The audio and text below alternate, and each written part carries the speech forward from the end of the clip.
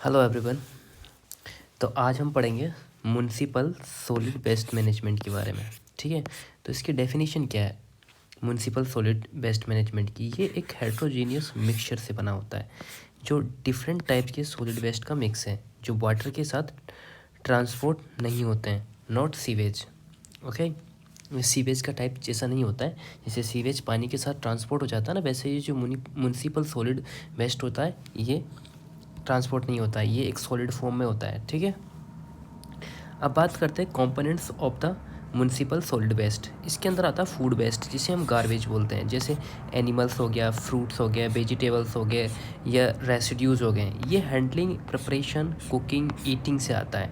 जो प्यूट्रिस्क्राइबल मतलब जल्दी से सड़ने वाला होता है ना। वार्म वेदर में फास्ट डिकम्पोज होता है। अब बात करते हैं रबिस की। ये क्या होता है? ये प्यूट्रिस्क्राइब और नॉन प्यूट्रिस्क्राइबल दोनों हो सकता है। अब बात करते हैं combustion of the rubbish. Sorry यार, कंबशन ऑफ रबिस में क्या होता है?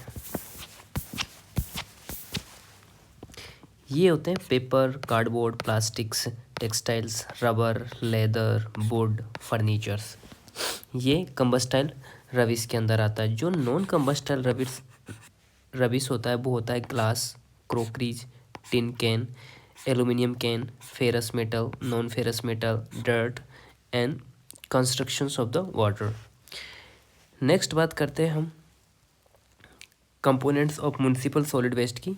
तो पहला कंपोनेंट्स क्या हो गया अपने पास में? पहला हो गया था फूड वेस्ट, दूसरा हो गया था रबिस, और उसके बाद में जो तीसरा जो है अपना एश एंड रेसिड्यूज। ये होते हैं वुड, कोल, कुक, बर्निंग से बचे हुए मटेरियल, जो बोलते हैं ना राख जैसा होता है, उसे बोलते हैं ऐश। ये पावर प्लांट के रेसिड्यूज होते हैं या इंसिनरेटर रेड्यूस से कैटेगरी में नहीं आता है। ठीक है, ये फाइन पाउडर या cinders, clinkers and partially world material होते हैं। नेक्स्ट बात करते हैं, अगला आता है डिमोलिशंस एंड कंस्ट्रक्शन बेस्ड, मतलब रेज बिल्डिंग और स्ट्रक्चर से ये आता है। जैसे रेजिडेंशियल, कॉमर्शियल, इंडस्ट्रियल बिल्डिंग्स बनती। कंस्ट्रक्शन में रिमॉडलिंग या रिपेयरिंग से ये चीज़ें होती हैं, जैसे डर्ट, स्टोन, कंक्रीट, ब्रिक या प्लास्टर्स होते हैं इसके अंदर। Lumbers and shingles, plumbing, heating या इलेक्ट्रिक पार्ट्स हो सकते हैं। स्पेशल वेस्ट के बारे में बात करते हैं, जो स्ट्रीट स्वीपिंग होती हैं, रोड साइड लेटर्स होते हैं, ये कैच वेस्ट डेबरीज होती हैं, डेड एनिमल्स होते हैं, एबेंडोनेड व्हीकल्स होते हैं। ठीक है, उसके बाद हम बात करते हैं treatment plant waste. Water treatment से आने वाले वेस्ट वाटर ट्रीटमेंट से वेस्टेज, इंडस्ट्रियल वेस्ट ट्रीटमेंट से फैसिलिटीज के वेस्ट भी इसी के अंदर आते हैं। इंडस्ट्रियल सॉलिड वेस्ट के बारे में बात करते हैं सबसे पहले हम। तो इसकी डेफिनेशन क्या होती है? इंडस्ट्रियल सॉलिड वेस्ट क्या होता है? ये इंडस्ट्रियल एक्टिविटी और मैन्युफैक्चरिंग प्रोसेस से जनरेट होते हैं, और जो सॉलिड होते हैं, लिक्विड, गैसियस होते हैं, ये तीनों टाइप के वेस्ट होते हैं। यहाँ पर क्लासिफिकेशन ओनली सॉलिड वेस्ट पर वेस्ट है। ठीक है, तो classification of industrial solid waste कौन कौन से होते हैं? पहला होता है नॉन हजार्डियस सॉलिड वेस्ट। तो नॉन हजार्डियस सॉलिड वेस्ट क्या होता है? ये दो तरीके के हो सकते हैं, बायोडिग्रेडेबल वेस्ट और दूसरा नॉन डिग्रेडेबल वेस्ट। तो नॉन बायोडिग्रेडेबल वेस्ट क्या होता है? फर्स्ट वाला, उसमें अर्बन एरिया की मेजर इंडस्ट्रीज से जनरेट होते हैं, और लार्ज अमाउंट में बायोडिग्रेडेबल नॉन हजार्डियस वेस्टेज होते हैं। जो इंडस्ट्रीज़ की बात करें, जैसे फूड प्रोसेसिंग होती है, जो इंडस्ट्रीज होती है जहाँ से बायोडिग्रेडेबल वेस्ट निकलता है वो होती है fruit industry, cotton mills, paper mills, sugar mills और टेक्सटाइल फैक्ट्रीज। ठीक है, उसके बाद में आता है non biodegradable waste. Industrial solid waste के नाम से इनको जाना जाता है, और इंडस्ट्रीज प्रोड्यूस करती हैं थर्मल प्लांट्स, जैसे थर्मल प्लांट में निकलता है कोल ऐश। दूसरा आता है integrated iron and steel plant, इनमें निकलता है ब्लास्ट फर्नेस स्लैग और स्टील मेल्टिंग स्लैग। कहाँ से निकलता है ये निकलता है नॉन इंडस्ट्रियल आयरन और स्टील प्लांट, जो कि होता है नॉन बायोडिग्रेडेबल वेस्ट। ठीक है, और वो किस क्लासिफिकेशन में आता है? इंडस्ट्रियल सॉलिड वेस्ट के अंदर। अब आता है नॉन फेरस इंडस्ट्रीज, जैसे एल्यूमिनियम, जिंक, कॉपर, और कॉपर के अंदर दो चीज़ें होती हैं, रेड मड और टेलिंग्स। अब बात करते हैं फर्टिलाइजर्स एंड अलाइंड इंडस्ट्रीज से, वहाँ से निकलता है फॉस्फोजिप्सम्स। अब दूसरा आता है hazardous solid waste. Hazardous solid waste क्या होता है इसके बारे में देखते हैं। जो हजार्डियस सॉलिड वेस्ट होते हैं उसकी डेफिनेशन वो होती है, ये ऐसे वेस्ट होते हैं जो टॉक्सिक होते हैं, ठीक है, जैसे प्लांट्स, एनिमल्स और ह्यूमन के लिए बहुत ज़्यादा हार्मफुल होते हैं। केमिकली रिएक्टिविटी ये chemically reactive and flammable, corrosive या एक्सप्लोजिव भी हो सकते हैं, नहीं होते हैं। मेजर इंडस्ट्रीज जो प्रोड्यूसिंग करती हैं वो हजार्डियस वेस्ट कौन कौन से होते हैं, जैसे मेटल हो गए, केमिकल्स हो गए, ड्रग और फार्मास्यूटिकल्स चीज़ें हो गई, लेदर हो गया, पल्प एंड पेपर हो गया, इलेक्ट्रोप्लेटिंग हो गया, रिफाइनिंग, पेस्टिसाइड्स, डाइज और रबर गुड्स। यहाँ से वो इंडस्ट्रीज है जहाँ से मेजर हजार्डियस वेस्ट का प्रोडक्शन होता है, ठीक है। अब बात करते हैं characteristics of the hazardous waste. Hazardous waste के जो कैरेक्टरिस्टिक्स होते हैं वो कैसे कैसे होते हैं, ये होते हैं इग्निटिविटी, कोरोजिविटी एंड रिएक्टिविटी एंड टॉक्सिविटी, मतलब आग लग सकती है, जंग लग सकता है, बहुत ज़्यादा हाईली रिएक्शन कर सकता है और यह टॉक्सिक हो सकता है। कुछ तो दिक्कत है guys, let's fix the issue.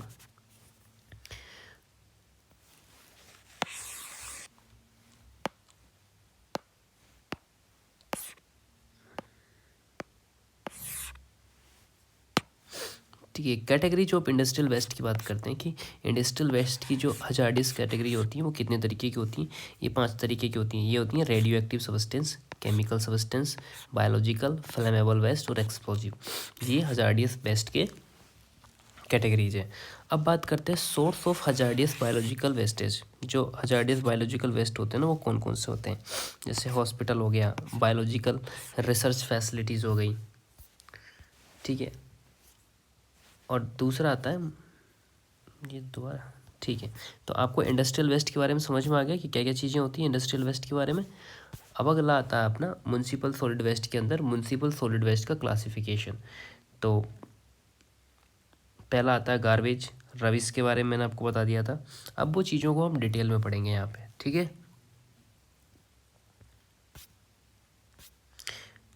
बिल्कुल, कितनी क्वांटिटी होती है, क्या होता है क्या नहीं होता है। अब बात करते हैं municipal solid waste classified as a garbage. अब गार्बेज की बात करते हैं, ये प्यूरिस का ऑर्गेनिक मैटर होता है, ठीक है। इसके सोर्सेज की बात करें कि कहाँ से निकलता है, किचन से, होटल से, रेस्टोरेंट से, food articles and vegetable peelings, fruit, इस जगह से निकलता है। इनका जो नेचर होता है ना वो ऑर्गेनिक नेचर का होता है और ये डिकम्पोज होते हैं क्विकली, ठीक है। और ये फाउल ऑर्डर्स और हेल्थ हजार्डियस केसेस प्रोड्यूस करते हैं। इसकी ब्रीडिंग ऑफ फ्लाइज, मस्क्यूटी और इंसेक्ट होती है ना। बाद में बात करते हैं कि must be disposal properly and quickly, इनको जल्दी से डिस्पोज करना चाहिए, प्रॉपर तरीके से करना चाहिए। Can be scientifically processed and composted, valuable product obtained, grease और फर्टिलाइजर्स, ठीक है। अब इनकी डेंसिटी की बात करें कि गार्बेज की डेंसिटी क्या होती है, ये इंपॉर्टेंट होता है। तो गार्बेज की जो डेंसिटी होती है वो होती है 450 से लेके 900 किलोग्राम पर मीटर क्यूब। ये क्या होती है गार्बेज की डेंसिटी, ये ही इम्पोर्टेंट है। गार्बेज से रिलेटेड कोई क्वेश्चन आएगा तो यही ज़्यादा मैक्सिमम आपको दिक्कत करेगा। अब बात करते हैं रविस की। कितना पोल्यूशन हो रहा है यार। रबिश की बात करते हैं, वेराइटी ऑफ मटेरियल बात करते हैं इसकी। ये एक वेराइटी ऑफ मटेरियल होता है। कंबस्टाइल मटेरियल की बात करें इसके अंदर तो पेपर, प्लास्टिक, टेक्सटाइल, ये तीनों होते हैं। और इनकम्बस्टेबल मटेरियल जो होते हैं इसके वो होते हैं ब्रोकन ग्लास, जो कम्बशन नहीं होते, क्रॉकरी, मेटल और मशीनरीज, ठीक है। उसके बाद में रबिश की तीसरी चीज़ होती है, ये होती है डिस्कार्डेड रेगुलरली फ्रॉम, कहाँ से डिस्कार्ड होते हैं, घरों से, ऑफिस से, स्मॉल कॉमर्शियल इस्टेब्लिशमेंट से। और रबिश की जो डेंसिटी होती है वो कितनी होती है,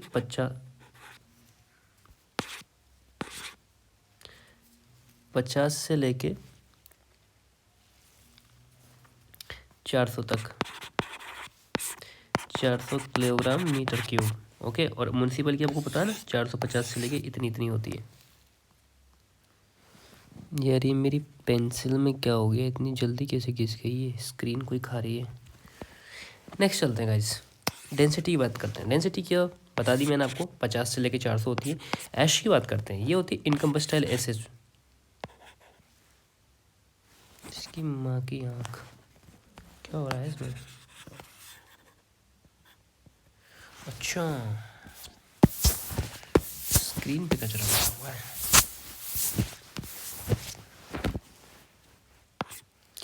ऐसे कहाँ से आता है ये?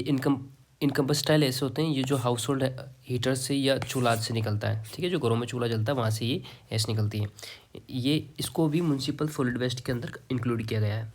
इसकी बात करें तो quantity reducing in modern urban homes, है ना। अब मॉडर्न अर्बन होम्स बन गए तो इसकी क्वांटिटी बहुत रिड्यूस हो गई, जिसकी increase use for cooking gases, क्योंकि इस वजह से कुकिंग गैसेस वगैरह आ गए, केरोसिन ऑयल स्टोव्स या lesser use of cooking coal firewood की वजह से। अब इसकी डेंसिटी बात करते हैं। इसकी डेंसिटी कितनी होती है? 700 से लेके 850 तक किलोग्राम मीटर क्यूब तक। इसमें दूसरा होता है फाइन डस्ट, सिल्ट और सैंड। ये obtained from the street sweeping से होता है, जो इंक्लूड ऑन द MSW के अंदर किया जाता है। अदर ओकेजनल कंपोनेंट्स की बात करें तो construction debris, abundant applications, automobiles और collected at a sporadic interval. अब आता है municipal solid waste classified on the basis of source के बेसिस पे म्यूनसिपल सॉलिड वेस्ट को क्लासिफाइड करते हैं। बात करते हैं हाउस रिफ्यूज, जो रेजिडेंशियल और कॉमर्शियल एरिया वेस्ट से हटाया जाता है या निकाला जाता है। दूसरा बात करता है स्ट्रीट रिफ्यूज, जिसे ओपन एरिया वेस्ट भी बोला जाता है। तीसरा आता है ट्रेड रिफ्यूज, जो generate from the treatment plant sites होते हैं, मतलब ट्रीटमेंट प्लांट से इनको जनरेशन होता है इनका, ठीक है। किसे बोलते हैं? ट्रेड रिफ्यूज जिन्हें बोलते हैं। तीसरा जो क्लासिफिकेशन आता है quantity of municipal solid waste produced होता है, ठीक है। ये डिपेंडिंग होती है living standard of the residents, ठीक है। Quantity of municipal solid waste ये प्रोड्यूस होता है, ये डिपेंडिंग होती है living standard of the resident, degree of commercialization, urbanization और इंडस्ट्रियलाइजेशन पर ये चीज़ डिपेंड करती है कि क्वांटिटी कितनी होगी MSW की। Increase in refuse generate per person, है ना। ये जो रिफ्यूज होती है, इंक्रीज इन रिफ्यूज वो जनरेट पर पर्सन पे डिपेंड करती है। मॉडर्नाइजेशन एंड इंडस्ट्रियलाइजेशन इफेक्ट होता है, जैसे cans, plastic bottle and containers, plastic toys and appliances, tyres, packing foil, films, cardboard boxes. अब जो क्वांटिटी डिपेंड करती है वो उन चीज़ों पर करती है, types of city, living standard, seasons, ठीक है। उसके बाद हमारा average composition of the municipal solid waste by weight. इसके कॉम्पोजिशन की बात कर लेते हैं। तो टिपिकल अर्बन इंडिया की बात करते हैं अपन, तो गार्बेज जो होता है वो 45% होता है, रबिश होता है 15%, एश होती है 15%। तो रबिश और एश तो आपका हो गया 15%, ठीक है। 45% आपका क्या हो गया? गार्बेज। समझ में आ गया आपको? फाइन डस्ट, सिल्ट और सैंड जो होती है ना आपकी, वो होती है 25%।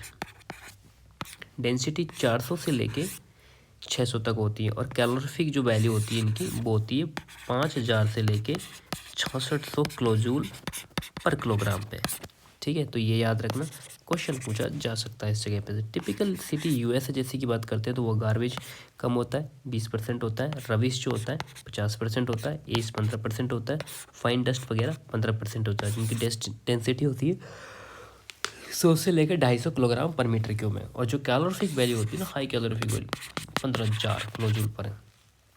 कुछ इंपॉर्टेंट ऑब्जर्वेशन है वो देख लेते हैं। Density of Indian refuse higher than the developed countries, easier and economical mechanical transport in India, more weight carried for same volume. Indian refuse has lower calorific value, high moisture content, incineration not suitable for the India. Next चलते हैं। Functional element of the solid waste management. Solid waste management के जो functional element होते हैं उनके बारे में discuss करते हैं कि वो क्या होता है। डेफिनेशन की बात करते हैं। सॉलिड वेस्ट की मैनेजमेंट से जुड़ी हुई एक्टिविटी जो होती है, जनरेशन से लेके फाइनल डिस्पोजन तक, ये 6 फंक्शनल एलिमेंट होते हैं, टोटल 6 होते हैं जो ग्रुप्ड होते हैं। पहला होता है वेस्ट जनरेशन, वो एक्टिविटी जहाँ से मटेरियल आइडेंटिफाई होता है। दूसरा, जिनमें हम कोई वैल्यू नहीं रहती है, ये थ्रो अवे होते हैं या डिस्पोजल के लिए गैदर होते हैं। दूसरा होता है on site handling, storage and processing. इसके अंदर क्या होता है कि वेस्ट जनरेशन पॉइंट के पास एक एक्टिविटी होती है, सॉलिड वेस्ट की हैंडलिंग होती है, स्टोरेज होता है और प्रोसेसिंग होती है। अब बात करते हैं कलेक्शन की। सॉलिड वेस्ट को गैदर करने से रिलेटेड एक्टिविटी जो होती है, इसके अंदर कलेक्शन लोकेशन से वहाँ तक जहाँ कलेक्शन व्हीकल एम्प्टी होता हो, और कलेक्शन के बाद हॉलिंग स्टार्ट होती है। अब बात करते हैं ट्रांसफ़र और ट्रांसपोर्ट। दो मेन एक्टिविटीज होती हैं। पहला होता है वेस्ट ट्रांसफ़र, जिसमें स्मॉल कलेक्शन व्हीकल से लार्ज ट्रांसपोर्ट इक्विपमेंट में किया जाता है। उसके बाद होता है सब्सिक्वेंट ट्रांसपोर्ट, जो लॉन्ग डिस्टेंस तक के लिए डिस्पोजल साइट से जाता है। समझ में आ गया बात को। यूजली लॉन्ग डिस्टेंस ट्रांसपोर्ट के लिए ही यूज होता है ट्रांसफ़र और ट्रांसपोर्ट। बात करते हैं प्रोसेस एंड रिकवरी की। टेक्निक्स होती हैं इसकी दो तरीके की, इक्विपमेंट्स और फैसिलिटी। इक्विपमेंट में क्या होता है, इनका जो एम होता है प्रोसेसिंग का, वो होता है फंक्शनल एलिमेंट की एफिशिएंसी को इम्प्रूव करना एंड यूजेबल मटेरियल को रिकवर करना, प्रोडक्ट या एनर्जी में कन्वर्जन करना। और फिर तीसरी जो चीज़ होती है वो होती है सॉलिड वेस्ट की वैल्यू से रिकवरी होना। अब बात करते हैं डिस्पोजेबल, अल्टीमेट डिस्पोजल से रिलेटेड एक्टिविटीज़ इसके अंदर होती हैं। इसके अंदर इंक्लूड्स वेस्ट जो होते हैं वो होते हैं डायरेक्टली लैंडफिल साइट पर ट्रांसपोर्ट होते हैं। बेस्ट वाटर ट्रीटमेंट प्लांट से स्लज, इंसिनरेटर से रेसिड्यू और कंपोस्ट या other substance, solid waste processing plant से आने वाले वेस्ट होते हैं। नेक्स्ट बात करते हैं सॉलिड वेस्ट मैनेजमेंट की। इसके फंक्शनल एलिमेंट्स का एक बार ओवरव्यू ले लेते हैं, क्या क्या होते हैं। जैसे waste generation, storage, collection, transport, ठीक है, transfer and transport, processing and recovery and disposal. अब बात करते हैं inter relationship of function elements. Inter relationship function elements के बीच में बात करते हैं तो वेस्ट जनरेशन जो होता है वो स्टोरेज से इसका रिलेटेड होता है, स्टोरेज से कलेक्शन से ट्रांसपोर्ट और ट्रांसपोर्ट से प्रोसेसिंग एंड रिकवरी से डिस्पोजल। ये इस तरीके से इसका एक मैप होता है और एक्टिविटी इस तरीके से होती है। अब बात करते हैं अफेक्टिंग जनरेशन रेट। फैक्टर्स कौन कौन से जो इसकी जनरेशन रेट को अफेक्ट करते हैं। पहला बात करते हैं geographical location, season of the year, collection frequency after the amount of collected. उसके बाद में आता है use of kitchen waste grinders, characteristics of the populations, extents of the salvaging and recycling, public attitude, legislation, ये सारी चीज़ें इसी के अंदर आती है। उसके बाद बात करते हैं on site handling, storage and processing के बारे में, जिसका डेफिनेशन होता है handling, storage and processing of the solid waste at the source before the collection. Function element में जो SWM सिस्टम होता है, ठीक है, ये SWM कुछ नहीं, चलो आगे बढ़ते हैं। ऑन साइट हैंडलिंग की बात करते हैं। Activity related to handling solid waste होता है until water is stored before the collection. ये depends on the type of collection service पे करता है। May include improvement of loaded container moved to the collection point and return empty. बिल्लियाँ कहाँ से आ गई। ऑन साइड स्टोरेज की बात करते हैं अब अपन लोग। ये डोमेस्टिक वेट एक्यूमुलेशंस होते हैं, storage between the collections. Store that कहाँ होता है, इंडिविजुअल लोकेशन, ये कॉमन स्टोरेज पॉइंट पे ये चीज़ें होती है। अब इसकी कॉमन बात करते हैं इनके अंदर की। कॉमन क्या होता है कि ये लो राइज रेजिडेंशियल ड्वेलिंग्स होती हैं, ठीक है। जो मीडियम राइज रेजिडेंशियल ड्वेलिंग्स दो तरीके की होती है। Container await removal by the waste collection agencies. अब बात करते हैं factor to be consider on site storage. Type of container is to be used, container location, public health and aesthetics and collection method to be used. इस चीज़ के अंदर on site storage के अंदर ये फैक्टर्स होते हैं। अब बात करते हैं ऑन साइट प्रोसेसिंग मेथड्स कि ऑन साइट पे कौन कौन से प्रोसेसिंग मेथड्स होते हैं। Use to reduce volume of the solid waste, सबसे पहले यूज करते हैं वॉल्यूम, जो सॉलिड वेस्ट का जो वॉल्यूम है उसको रिड्यूस करते हैं। Use to recover the unable materials and alter physical form of best not bet. Most common operations की बात करते हैं, शॉर्टिंग, कॉम्पैक्शंस एंड इंसिनरेशन। ये ऑन साइट प्रोसेसिंग मेथड्स होते हैं, ठीक है। तो ऑन साइट हैंडलिंग स्टोरेज की प्रोसेस की बात, on site definition, on site handling, on site storage, factors, on site processing methods. Next चलते हैं collection of the solid waste. Solid waste collection की बात करते हैं कि इंपॉर्टेंस ऑफ कलेक्शन की बात करते हैं। सॉलिड वेस्ट मैनेजमेंट का एक सबसे कॉस्टली फंक्शन एलिमेंट है। एफिशिएंट SWM के लिए रेगुलर कलेक्शन और ट्रांसपोर्ट एसेंशियल होते हैं। Total solid waste management cost का लगभग 80% कलेक्शन एंड ट्रांसपोर्ट पर खर्च होता है। इंफॉर्मेशन ऑन कलेक्शन की बात करते हैं, इसके 4 पार्ट्स होते हैं, ठीक है। Types collecting service, types of collecting system, analysis of collection system and methodology for setting up collection routes, ठीक है। अब बात करते हैं collection practice in India. Individual house में स्मॉल कंटेनर में रिफ्यूज कलेक्ट होता है, स्वीपर द्वारा कलेक्ट होता है, स्मॉल हैंड ड्रिवन लॉरीज और कार्ट्स के द्वारा। बेस्ट डंप किया जाता है कम्युनिटी स्टोरेज बिन्स और रोड साइड पर। बिन्स म्यूनसिपैलिटी द्वारा कंस्ट्रक्ट किए जाते हैं। बिन कैपेसिटी 100 से 50 लीटर तक होती हैं। ये जोन वाइज वेस्ट जनरेशन पर डिपेंड होता है। अब बात करते हैं ऑन साइड स्टोरेज की। Large quantity of putrescible scrap garbage के केस में ये अप्रोप्रिएट होता है। अब बात करते हैं टाइप्स ऑफ कलेक्शन सिस्टम की, कितने तरीके के कलेक्शन सिस्टम होते हैं। पहला होता है hold container system. Hold container system HCS, container को वेस्ट के साथ होल्ड किया जाता है। प्रोसेसिंग, ट्रांसफर, डिस्पोजल साइट तक ले जाया जाता है। कंटेनर को एम्प्टी करके ओरिजिनल या किसी और लोकेशन पर रिटर्न किया जाता है। इसके जो मेन टाइप्स होते हैं होल्ड कंटेनर सिस्टम के, बोलते हैं टिल्ट फ्रेम कंटेनर और ट्रेस कंटेनर। कहाँ पर यूज लिया, किसके अंदर यूज होता है, होल्ड कंटेनर सिस्टम के अंदर। ठीक है, अब दूसरा आता है टाइप्स ऑफ कलेक्शन सिस्टम के अंदर स्टेशनरी कंटेनर सिस्टम, जिसे SCS बोला जाता है। कंटेनर बेस्ट जनरेशन पॉइंट पर ही रहते हैं और सिर्फ कलेक्शन के टाइम मूव किए जाते हैं। मेन टाइप के जो SCS होते हैं, इसके टाइप्स हम आपको बताते हैं। तो पहला होता है सेल्फ लोडिंग कॉम्पैक्टर यूज्ड होता है। मैनुअली लोडेड व्हीकल यूज्ड हो, दो तरीके के यूज्ड होते हैं। अब बात करते हैं टिपिकल डाटा ऑन व्हीकल्स, समझ में आ गया, सेल्फ लोडिंग और mechanical loading. Types of typical data on vehicle and container, इसके टेबल में हम आपको बताएंगे। होल्ड कंटेनर सिस्टम होता है, इसके अंदर जो पहला टाइप होता है टिल्ट फ्रेम सिस्टम। ये कलेक्शन कंटेनर्स होता है जो ओपन ऊपर से खुला होता है, जो डेब्रिज बॉक्सेस होते हैं, used with a stationary compactor और सेल्फ कंटेनिंग कॉम्पैक्शन मैकेनिज्म इसके अंदर होता है, जिसकी कैपेसिटी होती है ना टिल्ट रेंज की, ये याद रखना, ये इंपॉर्टेंट है। कैपेसिटी जो रेंज होती है इसकी, वो होती है 8 से 40 मीटर क्यूब। टिपिकली जो होता है वो 10 से 30 मीटर क्यूब के बीच में होता है।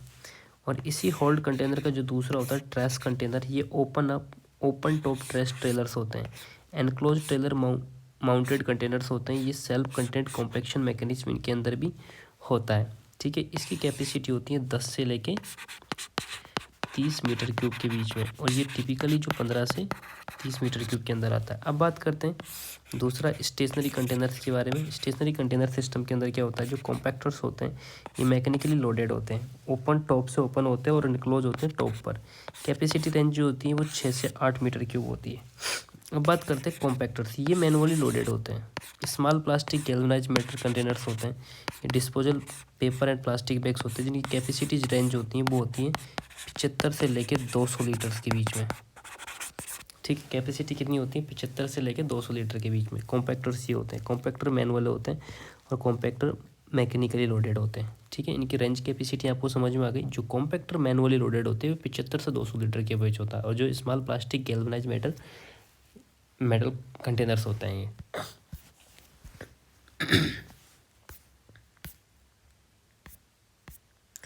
कलेक्शन ऑफ सॉलिड वेस्ट में हम आगे चलते हैं, तो उसके अंदर तो point to be take care during solid waste management, वो कौन कौन से पॉइंट है जो ध्यान में रखने चाहिए। पहला आता है house sweepers and street scavengers. ये रिफ्यूज कैरी करने में ज़्यादा बॉदर नहीं होना चाहिए। रिफ्यूज को म्यूनसिपल चैम्बर तक ले जाना चाहिए। स्कैटरिंग से बचना चाहिए। उसके बाद में आता है street scavenger behaviours. Lorries entrance पर या गेट के बाहर रिफ्यूज ना फेंकने। ठीक है, दूसरा आता है स्ट्रीट एनिमल रिफ्यूज को स्कैटर कर देते हैं। दूसरा, जो highly intense incinerators condition create होती हैं, इनसैनिटरी कंडीशन, हाईली इनसैनिटरी कंडीशन ये इससे क्रिएट होती हैं और हजार्ड और ज़्यादा बढ़ते हैं। अब बात करते हैं म्यूनसिपल रिफ्यूज हैंडलिंग के बारे में। रिफ्यूज चैम्बर्स जनरली क्लियर और क्लीन नहीं रहते हैं। ठीक है, रेसिडुअल रिफ्यूज लॉन्ग टाइम तक डंप रहता है, डिकम्पोजिशन होता है, एंड एबनॉक्शियस गैसेस इनके अंदर इवॉल्व होती है। सीरियस हजार्ड्स क्रिएट होते हैं इनकी वजह से। किनकी वजह से, म्यूनिसिपल रिफ्यूज हैंडलिंग, जो इन चीज़ों का ध्यान रखना चाहिए। उसके बाद में आता है कलेक्शन मेथड। कलेक्शन मेथड में क्या होता है, म्यूनिसिपल ट्रक में रिफ्यूज जनरली क्लोज्ड बॉडी में नहीं होता, रिफ्यूज ऑन द वे गिरता रहता है। पुंगेंट स्मेल भी आती रहती है इसके अंदर, जो पंगेंट स्मेल आती है वो ज़्यादा आती रहती है। इन चीज़ों का ध्यान रखें। प्रीफर्ड प्रैक्टिस की बात करें, रिफ्यूज को डायरेक्टली हाउस से कलेक्ट करना चाहिए। म्यूनसिपल ट्रक द्वारा डायरेक्ट कलेक्शन, स्कैटरिंग और इंसिनरेटरी कंडीशन कम होती है। यहाँ पे एक नोट दिया हुआ है, road side refuse collection masonry chamber होते हैं, जो मैसनरी चैम्बर को कंप्लीट एलिमिनेशन जरूरी होती है। म्यूनसिपल ट्रक्स की बात करें, कम्प्लीटली क्लोज्ड होने चाहिए, हाउसेज विजिट करना चाहिए, दिन में ट्वाइस विजिट करनी चाहिए। ट्रांसपोर्टिंग व्हीकल की बात करें तो डिज़ाइन रिक्वायरमेंट होती है, हाईली क्वालिटी स्पेशल डिज़ाइन होती है, प्रॉपरली मेंटेन्ड होती हैं। और इसके बाद स्ट्रॉन्ग होते हैं, ड्यूरेबल और वाटर टाइट होने चाहिए। स्टेनलेस स्टील इंटीरियर भी विद स्मूथ सरफेस होना चाहिए। राउंडेड कॉर्नर और एजेज होनी चाहिए, यानी क्लीनिंग फैसिलिटीज़ के अंदर अवेलेबल होती है। इसकी लोडिंग रिक्वायरमेंट की बात करते हैं, लो लोडिंग लाइन होती है 1.5 मीटर तक होती है, और मिनिमम टाइम और एफर्ट भी इसके अंदर फिलिंग पॉसिबल होती है। मैकेनिकल डिवाइस इन कलेक्शन व्हीकल्स की बात करते हैं तो लिफ्टिंग बॉडी साइड बैग्स होती हैं, पुशिंग रिफ्यूज आउट होता है, क्विक और इजी एम्प्टिंग होती है। अब बात करते हैं कलेक्शन रूटिंग प्लान के बारे में। ऑप्टिमम कलेक्शन रूट से सेलेक्ट करनी चाहिए, लार्ज और डेंसली पॉपुलेटेड एरिया के लिए इंपॉर्टेंट है। कलेक्शन सिस्टम को ऑप्टिमाइज करने के लिए होता है। नेक्स्ट बात करते हैं transfer and transport solid waste. Transfer and transport solid waste के अंदर क्या होता है, इसकी डेफिनेशन होती है फंक्शनल एलिमेंट को सॉलिड वेस्ट मैनेजमेंट के अंदर स्मॉल कलेक्शन व्हीकल से वेस्ट को ट्रांसफ़र करना चाहिए, लार्ज व्हीकल में लोड करें और प्रोसेसिंग सेंटर या डिस्पोजल तक साइट को ट्रांसपोर्ट करना चाहिए। इसकी नीड क्यों होती है, नीड जब डिस्पोजल साइट या प्रोसेसिंग सेंटर दूर हो, जब डायरेक्ट हाउलिंग इकोनॉमिक नहीं रहता, जब डायरेक्ट जो हाउलिंग होती है वो इकोनॉमिक नहीं रहता है, तो लॉन्ग हाउल डिस्टेंस के केस में ये नेसेसरी होता है। ट्रांसफ़र स्टेशन होते हैं, डिज़ाइनिंग में कंसिडर किए जाने वाले फैक्टर वो हैं, पहला typical transfer operation, capacity requirement, equipment and accessory requirements and environment requirements. अब बात करते हैं ट्रांसफ़र स्टेशन का यूज़, कि ट्रांसफ़र स्टेशन के क्या यूज़ होते हैं। कलेक्शन व्हीकल से ही वेस्ट रिसीव करना होता है, व्हीकल को एम्प्टी करना होता है, वेस्ट को फाइनल डिस्पोजल के लिए भेजना होता है। दूसरा होता है टाइप ऑफ ट्रांसफ़र स्टेशन, जो बेस्ड ऑन लोडिंग मेथड होते हैं। पहला होता है डायरेक्ट डिस्चार्ज ट्रांसफ़र स्टेशन, ये बेस्ट डायरेक्टली कलेक्ट व्हीकल से ट्रांसपोर्ट व्हीकल में डिस्चार्ज किए जाते हैं। उसके बाद आता है स्टोरेज डिस्चार्ज ट्रांसफ़र स्टेशन, इसमें बेस्ट पहले ही स्टोरेज पिट या प्लेटफॉर्म में जाता है, फिर ऑक्सिलरी इक्विपमेंट से लोड होता है और ट्रांसपोर्ट व्हीकल में ट्रांसफ़र होता है। अब बात करते हैं combined direct and storage station की बात करते हैं। ये मल्टीपर्पज़ फैसिलिटीज़ के लिए होते हैं, सिंगल पर्पज़ से ज़्यादा यूजर्स को सर्विस मिले, ब्रॉडर रेंज में यूज़र होते हैं, मटेरियल सैल्वेज भी पॉसिबल होता है और सैल्वेज ऑपरेशन के लिए यूज होते हैं। ठीक है, अब बात करते हैं location criteria for the transfer stations की। जहाँ पॉसिबल हो individual solid waste production area के सेंटर के पास, मेजर आर्टिशियल हाईवेज को इजी एक्सेस के अंदर, ट्रांसपोर्टेशन इसका इजी हो, जहाँ मिनिमम पब्लिक या एनवायरमेंटल ऑब्जेक्शन हो, जहाँ पर कंस्ट्रक्शन और operating cost operation most economical हो। अब बात करते हैं ओवरऑल ऑब्जेक्ट की बात। ट्रांसफ़र ऑपरेशन एफिशिएंट बनाना होता है, ट्रांसपोर्टेशन कॉस्ट कम करना होता है, एनवायरमेंटल इश्यूज मिनिमम करना होता है और economical solid waste management ensure करना होता है। अब बात करते हैं processing techniques municipal solid waste की क्या प्रोसेसिंग टेक्निक होती है। पर्पज ऑफ प्रोसेसिंग क्या होता है इसका जो पर्पज ऑफ प्रोसेसिंग होता है वो सॉलिड वेस्ट मैनेजमेंट सिस्टम में यूज़ होती है, एफिशिएंसी इंप्रूव करने के लिए, अनस्टेबल मटेरियल रिकवर करने के लिए या कन्वर्जन प्रोडक्ट एंड एनर्जी के लिए ये चीज़ें होती हैं। उसके बाद में होती है इंपॉर्टेंट प्रोसेसिंग टेक्निक। क्या क्या इंपॉर्टेंट प्रोसेसिंग टेक्निक्स होती हैं इसके अंदर।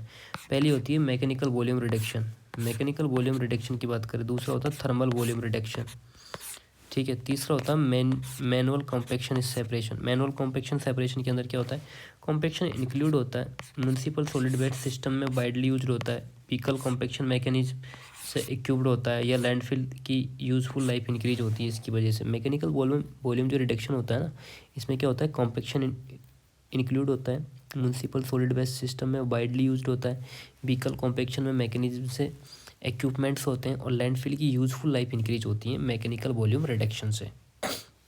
उसके बाद में आता है थर्मल वॉल्यूम रिडक्शन, ये इंसिनरेशन से वॉल्यूम को रिड्यूस किया जाता है इसके अंदर।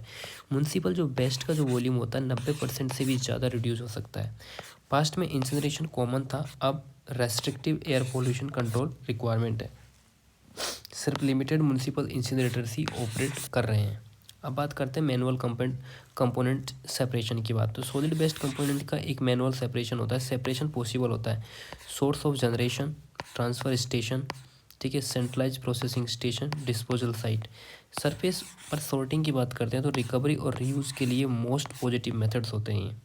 और साल्वेज सॉर्टेड कंपोनेंट्स होते हैं, cardboards, highly quality paper, metal boards, ये सारी चीज़ सैल्वेज सॉर्टेड कंपोनेंट्स होते हैं, ठीक है। क्या क्या, cardboard, highly quality paper, metal board, ये सब चीज़ ये डिपेंड करता है location, recycling opportunity and resale market पे। किस चीज़ पे डिपेंड करता है?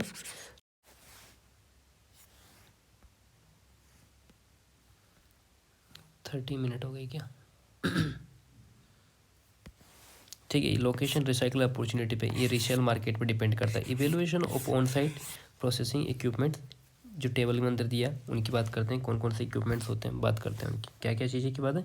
Evaluation of on site processing equipments, तो इक्विपमेंट्स कौन कौन से होते हैं उनके बारे में बात कर लेते हैं।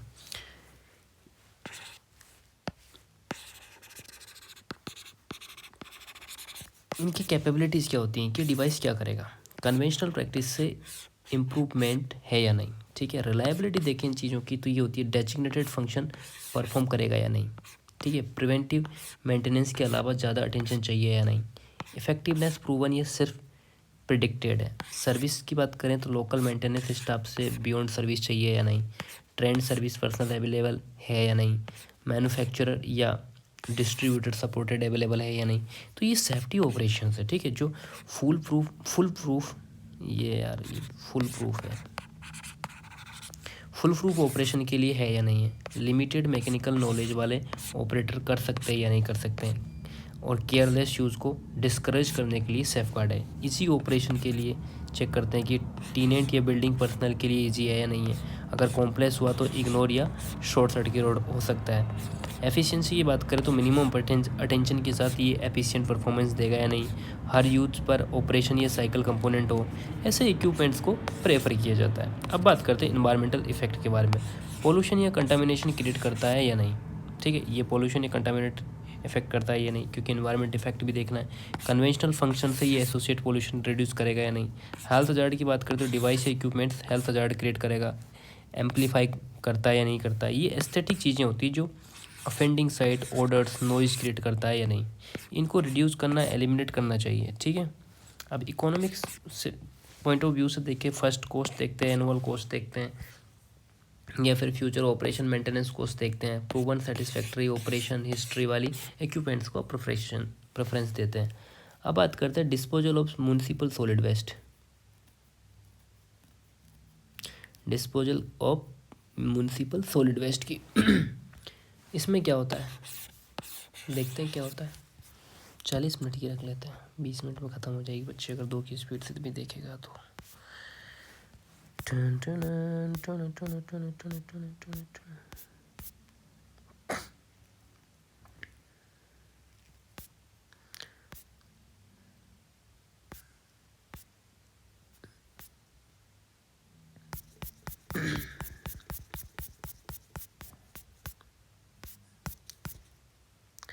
Disposal of municipal solid waste मुझे लगता है बाद में करेंगे। बाय।